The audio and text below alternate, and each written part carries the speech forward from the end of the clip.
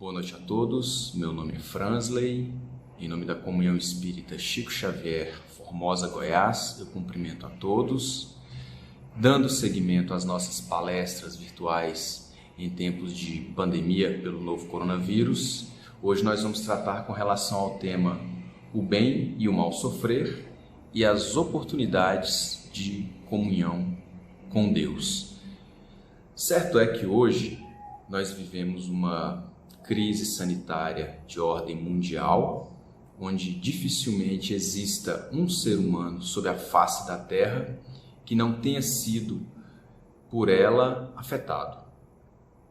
Mas é com relação a aquelas dores, aquelas angústias de ordem particular que nós vamos falar hoje. A primeira pergunta que nós podemos fazer para nós mesmos é a seguinte: de que forma nós enfrentamos o sofrimento? E, diariamente, nós conseguimos enxergar alguma forma de nos distanciarmos desse sofrimento e de nos aproximarmos de Deus para com Ele ter comunhão?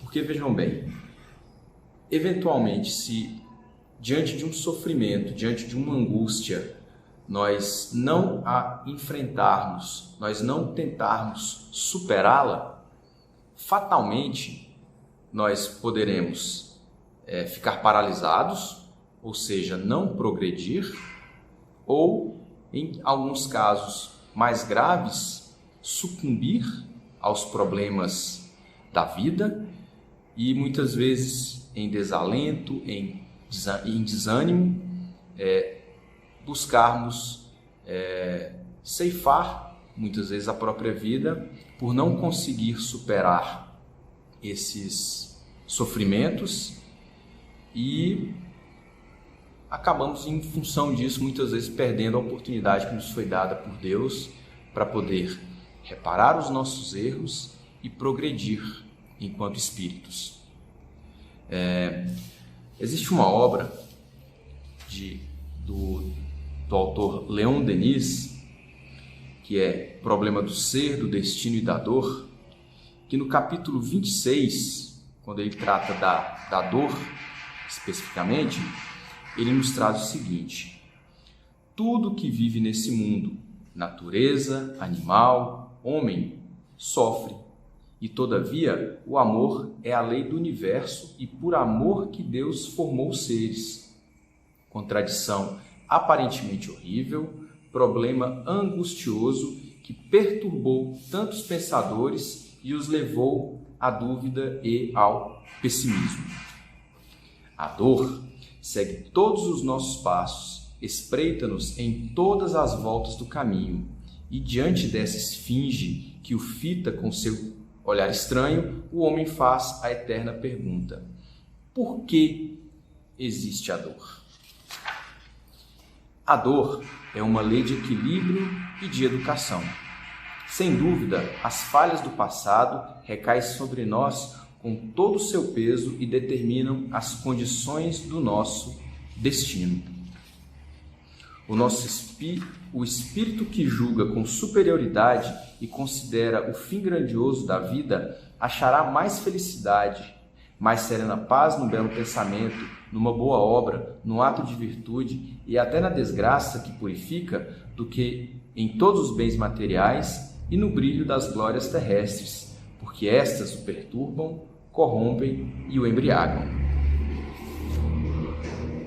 Esse raciocínio nos leva à história de Maria de Magdala, retratada no livro Boa Nova, pelo espírito Humberto de Campos, com a contribuição e psicografia do nosso querido Chico Xavier. No capítulo 20, Maria de Magdala, que dentro do contexto bíblico seria Maria Madalena, o capítulo começa da seguinte forma: Maria de Madalena, ou Maria de Magdala, ouvir as pregações do Evangelho do Reino, não longe da vila principesca onde vivia entregue a prazeres. em companhia de patrícios romanos, e tomara-se de admiração profunda pelo Messias. Que novo amor era aquele apregoado aos pescadores singelos por lábios tão divinos? Até ali caminhara ela sobre as rosas rubras do desejo, embriagando-se com o vinho de condenáveis alegrias. No entanto, seu coração estava sequioso e em desalento. Apesar de tudo que ela tinha em volta no aspecto material, Maria de Magdala sofria de um profundo desalento. Ela não via um fim em si mesmo, na sua existência. E aquilo a incomodava de tal ponto que ela não sentia mais prazer em nada. Ela, como eu disse, ela tinha muita coisa ao seu redor, no aspecto material. Ela era muito jovem, ela era bonita, muito formosa, e ela já havia se despido, inclusive, das amarras sociais que aprendiam. Então ela levava uma vida livre. Mas aquela vida livre que ela levava, em determinado momento, não satisfazia mais o espírito dela.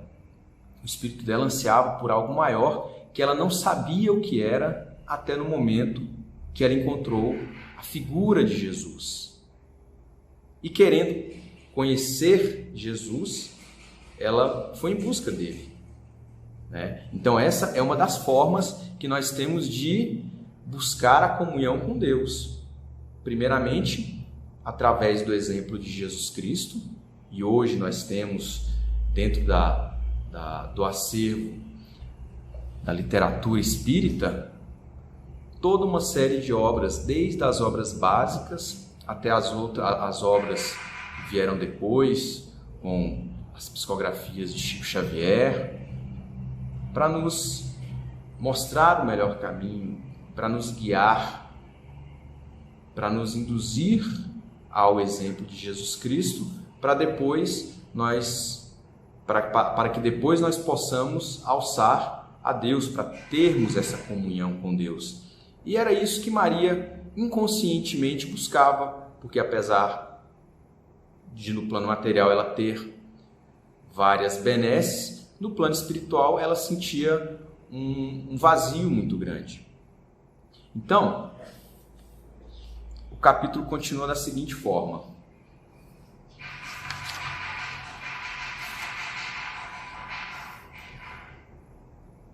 Maria disse o seguinte: se possível, desejaria trabalhar na execução das ideias do Cristo. Propunha-se amar como Jesus amava, sentir com seus sentimentos sublimes. Se necessário, saberia renunciar a tudo. Que lhe valiam as joias, as flores raras, os banquetes suntuosos, se ao fim de tudo isso conservava a sua sede de amor? Envolvida por esses pensamentos profundos, Maria de Magdala penetrou o umbral da humilde residência de Simão Pedro, onde Jesus parecia esperá-la. Tal a bondade com que a recebeu num grande sorriso. Ela chegou, ela se assentou, mas ela foi, através do olhar de Simão Pedro, ela foi hostilizada, como era natural. Naquela época, os homens não enxergavam uma mulher livre, como era Maria de Magdala, com bons olhos. Aos olhos deles, ela era uma simples pecadora, que não tinha consideração em meio a eles. Então, como ela poderia querer se aproximar do Cristo e ter com ele? O apóstolo Simão Pedro, ele não conseguia entender como que Jesus muitas vezes recebia uma pessoa daquela condição. Só que Jesus, na sua infinita bondade, ele recebia a todos com a maior simplicidade e com o maior amor possível. E segue o capítulo dizendo o seguinte: disse ela para Jesus: todos me condenam. Entretanto, mestre, observai como tenho sede do verdadeiro amor. Minha existência, como todos os prazeres, tem sido estéril e amargurada. As primeiras lágrimas lhe burburaram nos olhos, enquanto Jesus a contemplava com bondade infinita. Ela, porém, continuou: ouve o vosso amoroso convite ao Evangelho. Desejava ser das vossas ovelhas, mas será que Deus me aceitaria? O profeta Nazareno fitou-a e, enternecido, sondando as profundezas de seu pensamento, e respondeu bondoso: Maria, levanta os olhos para o céu e regozija-te no caminho, porque escutaste a boa nova do reino de Deus. E Deus te abençoa as alegrias. Acaso poderias pensar que alguém no mundo estivesse condenado ao pecado eterno? Onde então o amor do nosso Pai? Nunca viste a primavera dar flores sobre uma casa em ruínas? As ruínas são as criaturas humanas, porém as flores são as esperanças em Deus. Sobre todas as falências e desventuras próprias do homem, as bênçãos paternais de Deus descem e chamam. Sentes hoje esse novo sol a iluminar-te o destino.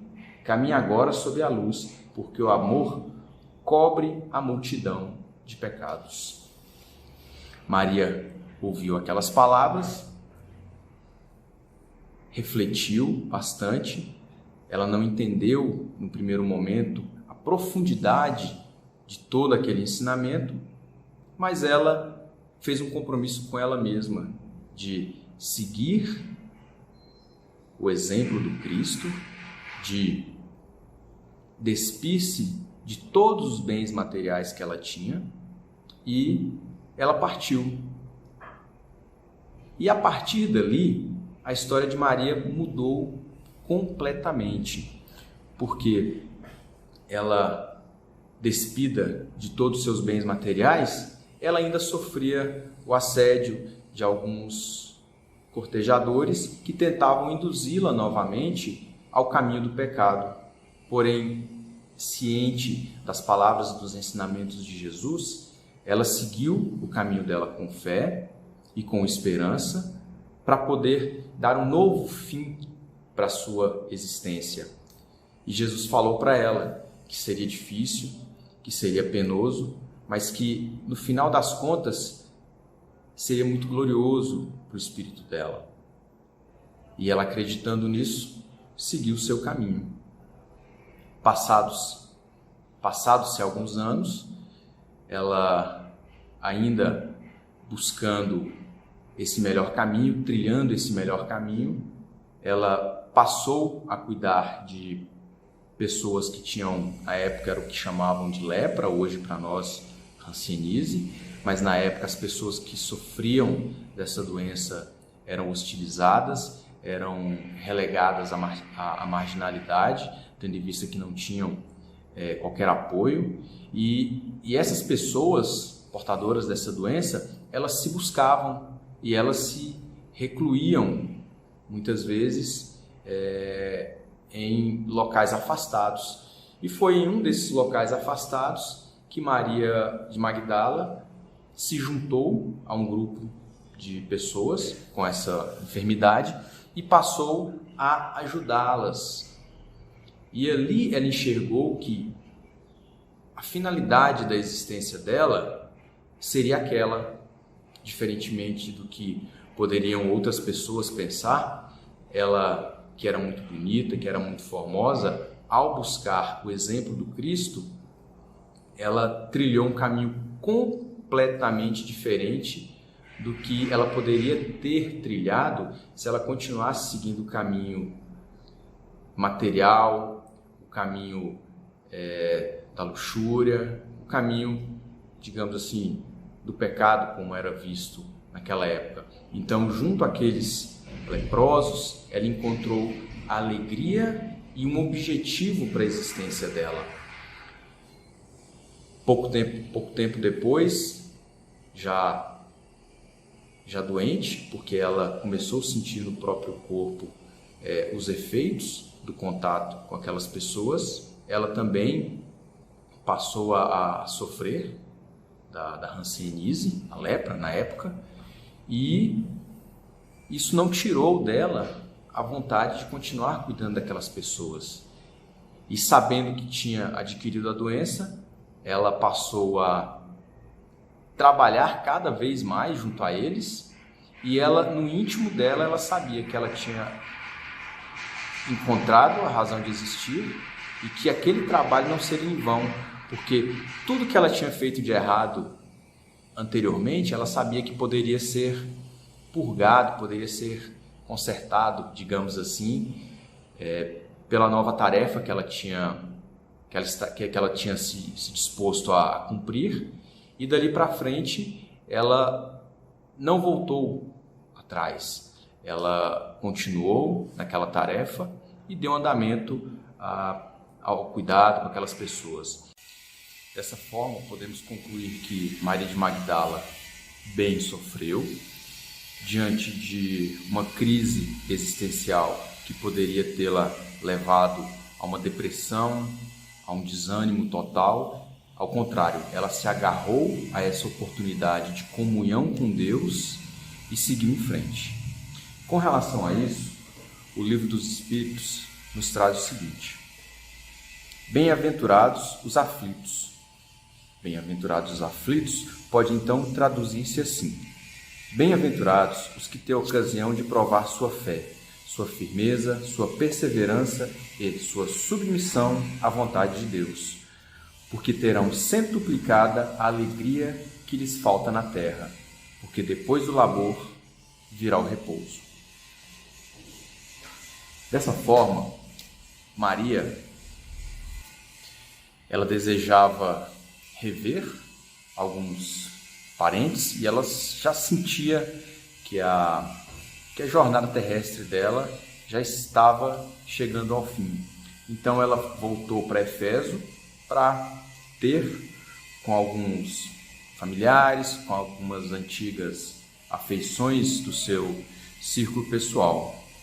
E ela, observando as feridas postulentas que substituíam sua antiga beleza, alegrava-se em reconhecer que seu espírito não tinha motivos para lamentações. E assim, pouco tempo depois, ela veio a falecer, e após o desencarne, ela viu Jesus se aproximando, e o capítulo termina da seguinte forma: foi quando viu Jesus aproximar-se, mais belo do que nunca. Seu olhar tinha um reflexo do céu e o semblante trazia um júbilo indefinível. O mestre estendeu-lhe as mãos e ela se prostrou, exclamando como antigamente: Senhor! Jesus recolheu-a brandamente nos braços e murmurou: Maria, já passaste a porta estreita, amaste muito, vem, eu te espero aqui. Essa passagem é uma das mais lindas que nós podemos encontrar, entre tantas outras, nesse livro espetacular, esse presente que a espiritualidade nos deu, que é o livro Boa Nova, mais uma vez de psicografia de Humberto de Campos, ou Irmão X, com a ajuda do Chico Xavier, que o psicografou. Então, mais uma vez, as oportunidades que nos são dadas, elas têm que ser aproveitadas. Nós não podemos desanimar diante delas, ao contrário, nós temos que bem sofrer, porque bem sofrendo nós iremos ter comunhão com Deus, nós aproveitaremos a nossa existência, porque ela foi por nós escolhida, e não é pelo fato de ter sido escolhida por nós que nós estaremos desamparados. Muito pelo contrário, Deus, através de Jesus Cristo, dos seus mensageiros, sempre estará ao nosso lado. E no próprio Evangelho segundo o Espiritismo, no capítulo 5, item 18, nos traz: o militar que não é mandado para as linhas de fogo fica descontente porque o repouso no campo nenhuma ascensão de posto lhe faculta. Sede, pois, como militar, e não desejeis um repouso em que o vosso corpo se enervaria e se entorpeceria a vossa alma. Alegrai-vos quando Deus vos envia para a luta. Então, a vida é luta, a vida é renúncia, é resignação e fé. Fé para enfrentarmos todas as batalhas que escolhemos e nas quais somos auxiliados pelo Mestre Jesus e por Deus. Obrigado pela oportunidade. Até uma próxima.